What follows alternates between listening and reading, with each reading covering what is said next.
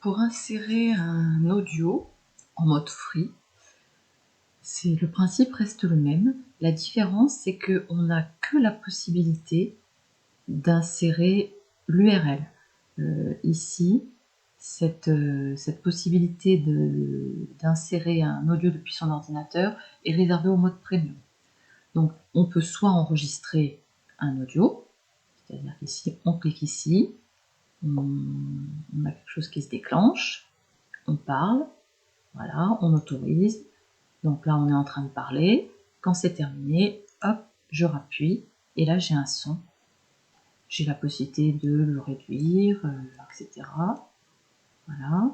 On peut le mettre en autoplay, c'est-à-dire en déclenchement automatique quand on arrive sur la page. On peut loop, je ne sais pas trop. Masquer le lecteur, je me demande si loop c'est pas qui se met en boucle. Masquer le lecteur, c'est qu'on ne le visualisera plus. Audio de fond, ça veut dire qu'il sera sur l'ensemble du Geniali. Et là, on boucle.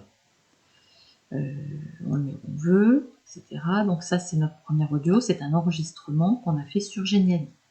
Si on veut une musique, donc on n'a pas le choix, il faut qu'on prenne son URL. On va sur un site libre, comme par exemple ce site-là, au bout du fil.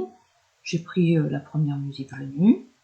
Quand je suis sur cette barre, je clique droit et là, je fais copier le lien du fichier audio.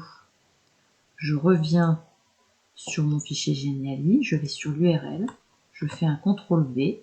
Du moment que ça se termine par MP3, c'est bon. Et là, donc, j'ai mon fichier ici, qui est là, et je peux le mettre, et je peux faire exactement la même chose que pour mon fichier enregistré, c'est-à-dire le mettre en autoplay, le mettre en... Si je veux, je peux le mettre en audio de fond. Donc ça veut dire qu'il va se déclencher partout.